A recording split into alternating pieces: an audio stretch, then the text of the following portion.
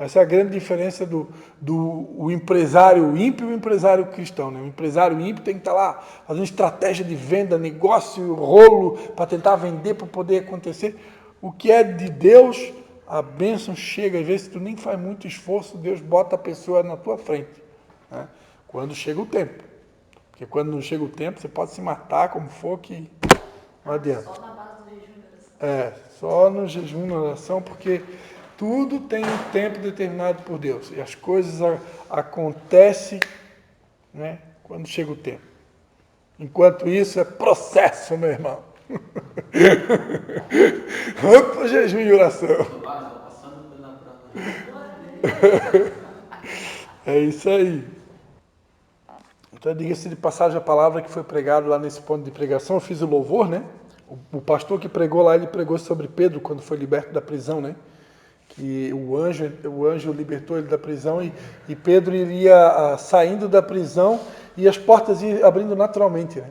Então, quando chega o tempo de Deus para a nossa vida, de alguns estágios, alguns avanços, as portas vão se abrindo naturalmente. Ninguém precisa arrombar a porta. Né? Quem arromba a porta é coisa do inimigo, né? O inimigo que arromba a porta, Jesus é gentleman. 49 anos para ser pai? Aí veio uma penca de filho. Abraão também levou 25 anos, né? Aí quando veio Isaac, depois de Isaac veio Jacó e veio as 12 tribos, né? Fiquei um monte de neto, né? Vamos lá.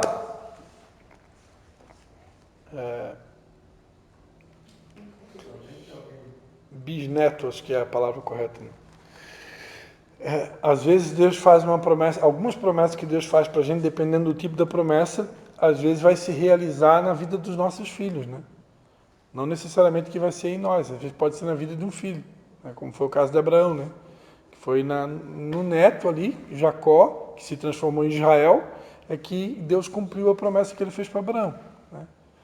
Então, às vezes tem promessas que Deus faz para nós que vai se cumprir na integralidade através de um filho, de um neto, mas Deus, o que ele falou, ele vai fazer. Né? Somente alguém consolidado suporta o treinamento. 1.2. Somente alguém que consolidado suporta o treinamento. Se a pessoa não for legitimamente consolidada, ela não aguenta ser jogado no caldeirão de água fervendo para tirar a casca e amassada. Né? Lembrando do nosso exemplo inicial do purê de batata. Né? Só vira purê quem está preparado, meu irmão. Quem foi consolidado. Outro ponto importante na direção de enviar um líder consciente de seu papel profético e sacerdotal é a consolidação. Filipenses 4, do 10 ao 13, a gente já leu. É isso aí. Então, Paulo falou, né? Posso todas as coisas naquele que me fortalece.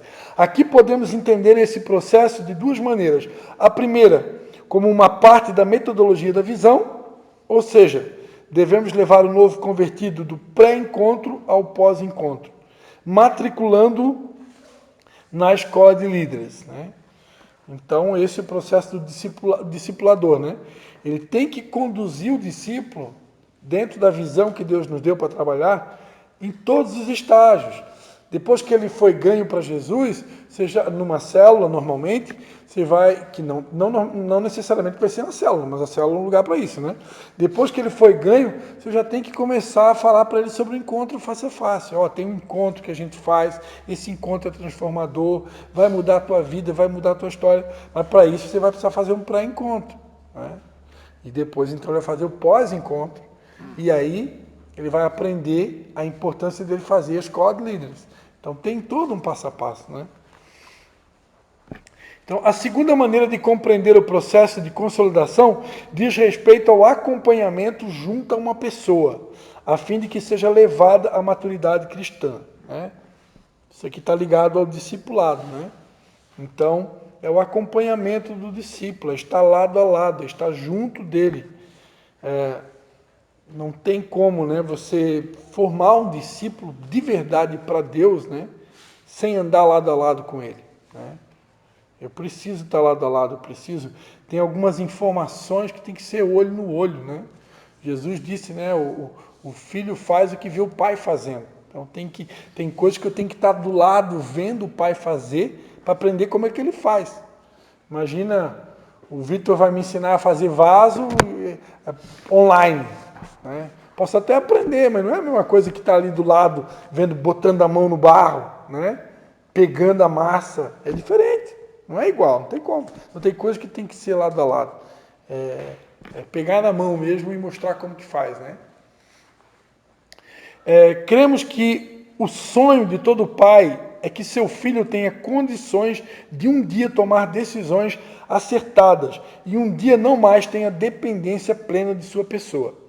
Embora sempre o respeite como pai e sempre tenha em muitíssima conta a sua liderança, sempre ouvindo a sua voz. Então, assim como um pai biológico, todo pai espiritual, ele tem como sonho desmamar o filho. Vai haver um momento que vai ter o desmame. Ele vai aprender a andar com as próprias pernas. Só que, assim como no casamento, né, quando uma pessoa casa, a Bíblia diz, deixará o homem pai e mãe, unirá a sua mulher, será uma só carne. Isso não significa que Deus está dizendo... Gênesis 1, ou Gênesis 2. Tem Efésios também, tem. Mas é Gênesis...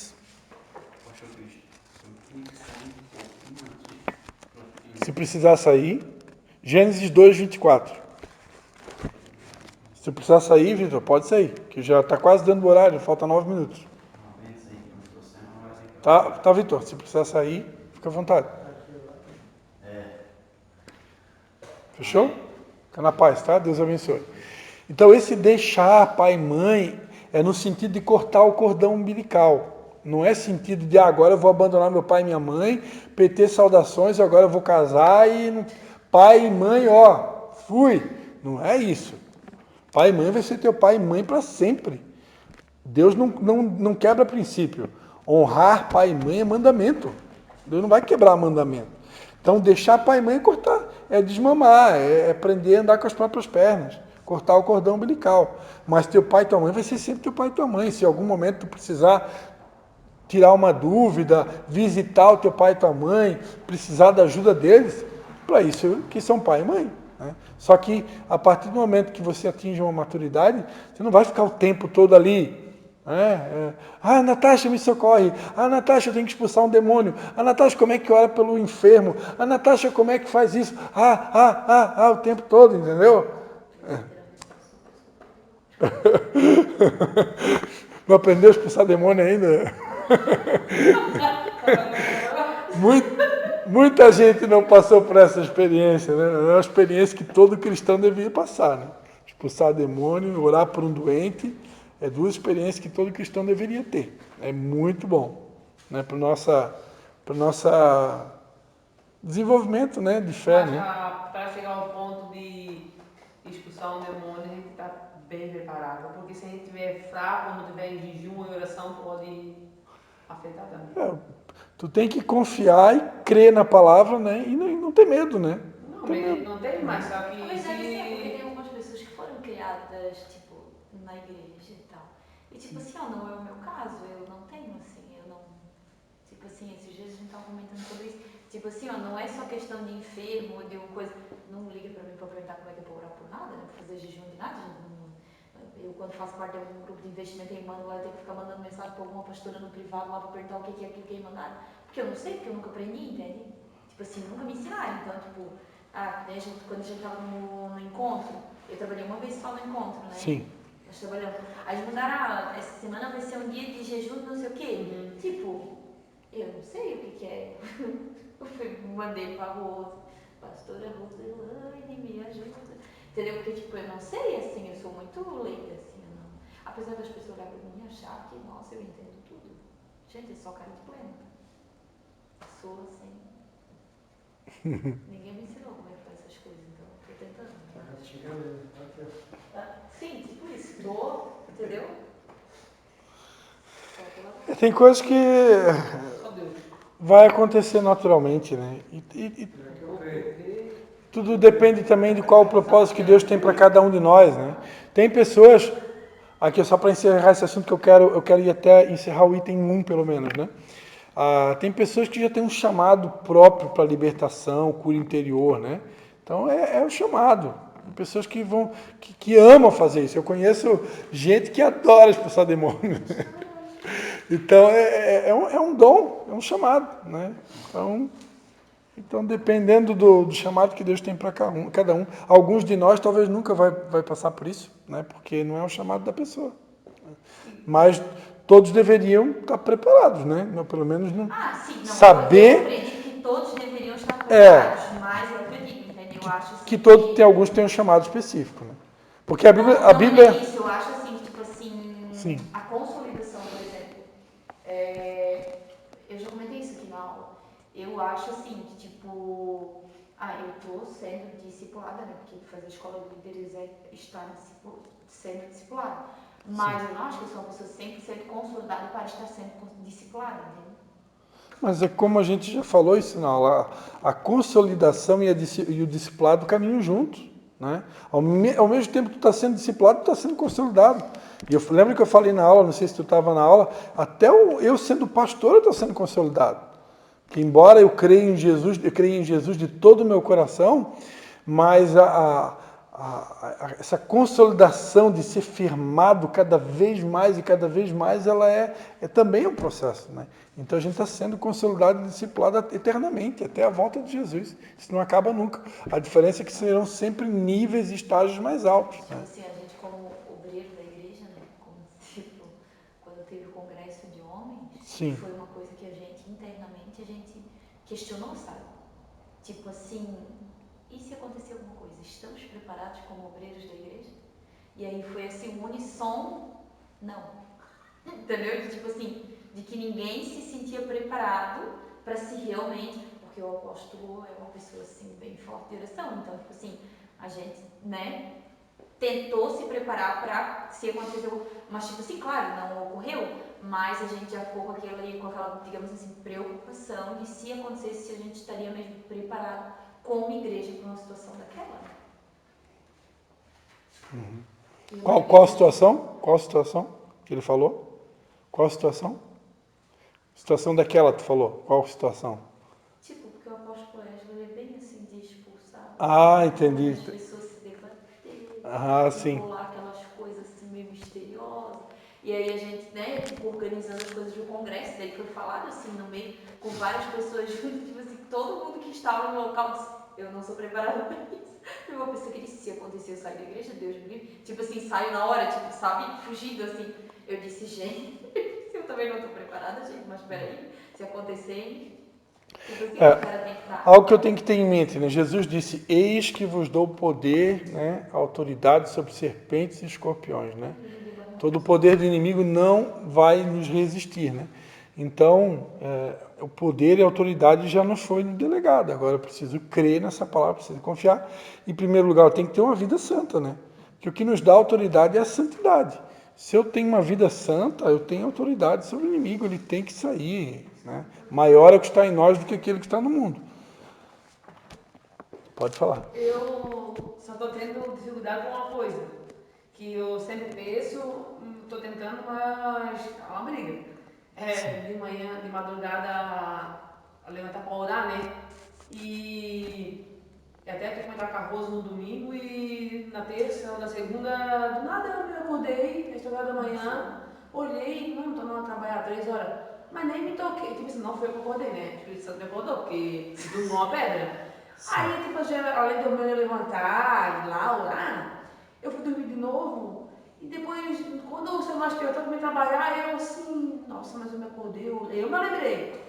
E ela me pediu orar, e aí, tipo assim, ó, eu não sei se é uma briga com a minha carne contra o inimigo, que não está querendo que eu faça isso, porque que nem o pastor falou ali sobre dons de cura, libertação, isso, dons, eu recebi vários dons anos atrás que eu ia fazer.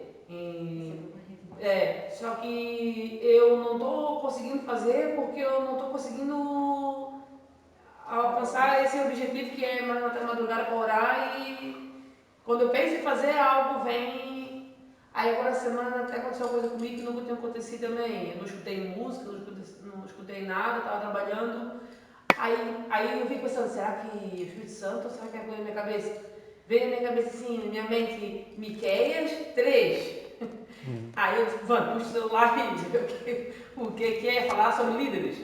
Aí eu disse, meu Deus, era a semana que a pastora estava marcando a reunião, eu disse, será que Deus tem alguma coisa para mim? Só pode, porque aí depois fui ler lá, mas também não entendi, né? Agora tem que ler e meditar para ver o que é. Mas assim, eu sinto que é isso que está me travando. A gente tem que ter sensibilidade, né? De quando você foi acordada ali por sei lá, teve um sonho, um pesadelo, ou tomou muito líquido, né? Aí de madrugada a vontade de fazer xixi, né? Ou se é o Espírito Santo. Quando é o Espírito Santo, tu tem que realmente pular da cama e corresponder, né? Não, meu marido teve problema, não acordo pra nada, eu nem vi no banheiro, eu dormi, eu só me acordo no dia de trabalhar. Aí. Mas eu quero dizer para vocês que em tempos de avivamento, né, principalmente para quem, que tem pessoas que tipo assim fica acordado até tarde né, e só vai dormir a hora que Deus mesmo diz, não, agora pode dormir, né? Eu já vivi muito isso. Mas tem outras que vão dormir cedo e aí o Espírito Santo acorda na madrugada. E tem que estar atento. Em tempos de avivamento isso é muito comum de acontecer, né? E se a gente não corresponde ao Espírito Santo quando ele nos levanta na madrugada, pode ter certeza, no outro dia geralmente tu não está preparado para as batalhas que vêm. Né? E às vezes a gente até apanha, né? Então temos que estar atentos, né? Sensíveis, né? Mas vamos lá. Fica ligado, se tu te acordar de madrugada, não perde tempo, pega a tua Bíblia. Só se o Espírito Santo acordar igual da última alguma vez que ela foi orar, e não soube pedir, né? Me acorda de qualquer jeito. Era, eu acho que meia-noite, passando um pouquinho, um vento tirou só em cima do nosso quarto as telhas. Caiu tudo lá no gramado. Aí eu sartei na janela, olhei mais tudo paradinho, sabe? Aí ela se lembrou, foi orar. Falou assim, porque tava complicado.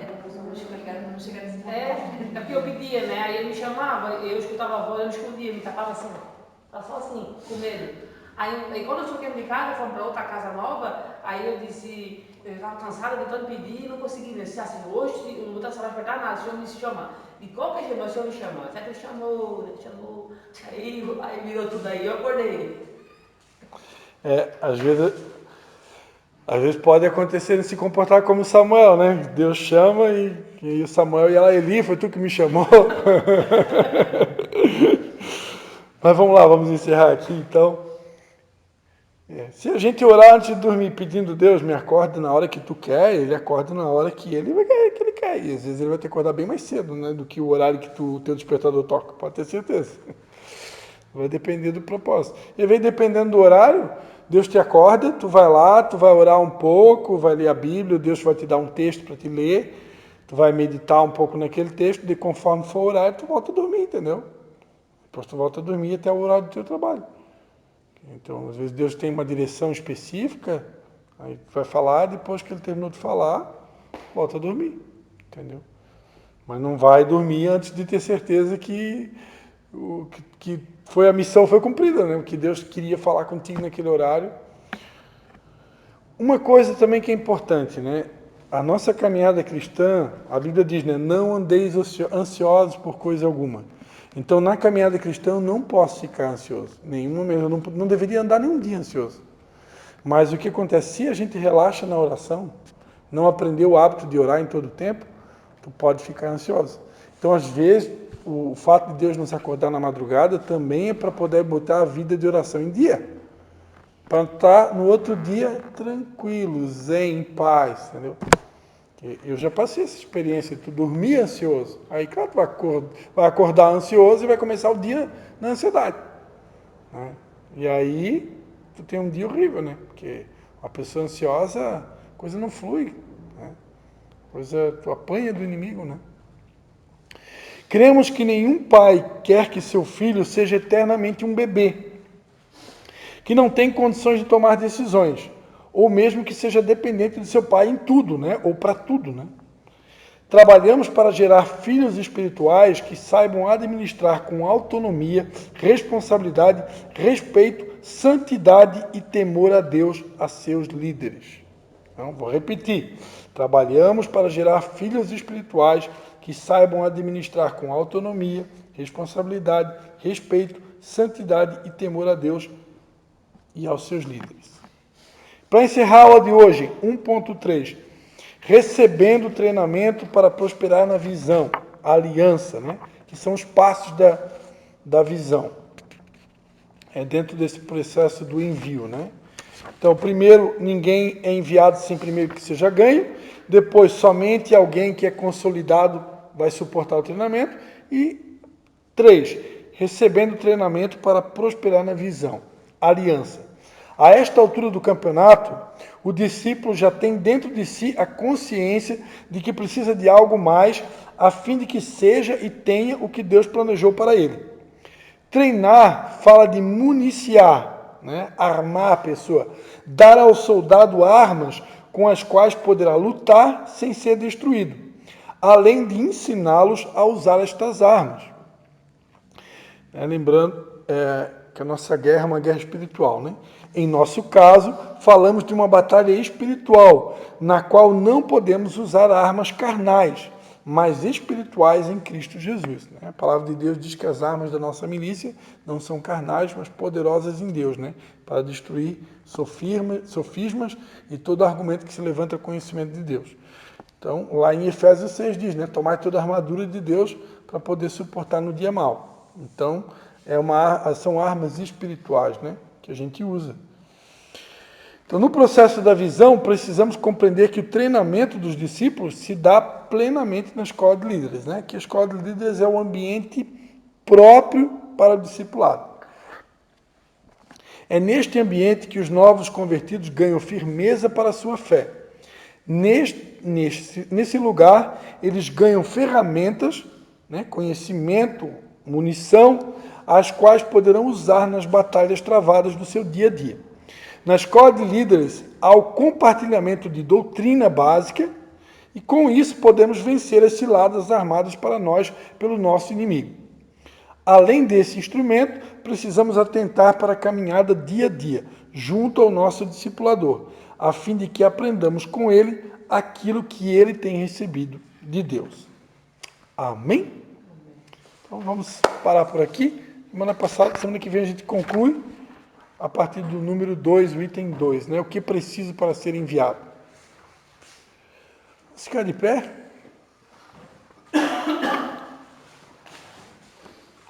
Passamos um pouquinho do horário que hoje vocês participaram bastante, graças a Deus por isso, né? Quem que pode orar aí agradecendo a Deus pela nossa aula de hoje?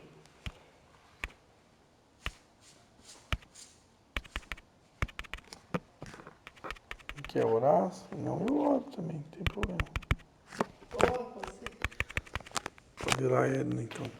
Senhor Deus, obrigado por estarmos aqui, Senhor, em mais uma escola de livros, Senhor, aprendendo cada vez mais a Tua palavra, para nós se formar, Senhor, ser um líder de excelência, Pai. Abençoa, Senhor, a vida de cada um que aqui está, a vida do pastor Christian, que está aqui, tirando seu tempo, Senhor, para pregar a nós a Tua palavra, Senhor, nos ensinar cada vez mais, Pai. Obrigado, nos leve para nossas casas, Senhor, debaixo da Tua mão santa, Senhor, e nos guarde sempre. Amém. Amém. Deus abençoe vocês.